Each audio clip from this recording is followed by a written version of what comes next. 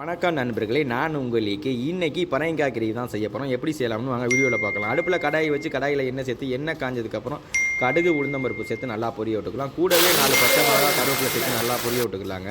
அடுத்ததாக வெங்காயம் சேர்த்து பொன்னிறமாக வர அளவுக்கு வதக்கிடலாம். வெங்காயம் வதங்கினதுக்கப்புறம் ஒரு 3 பீஸ் தக்காளி வெட்டி வச்சுருக்கேன், அதை சேர்த்துக்கலாம்.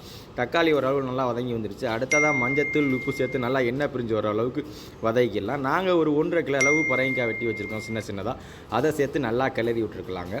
பரங்கிக்காய் ஒரு 3/4 பதத்துக்கு நல்லா வெந்து வர அளவுக்கு ஆயிலே வச்சு மூடி எடுத்து நல்லா கிளறி விடுங்க. அப்போ தான் ஒரு நல்ல ஒரு டேஸ்ட்டு கிடைக்கும்.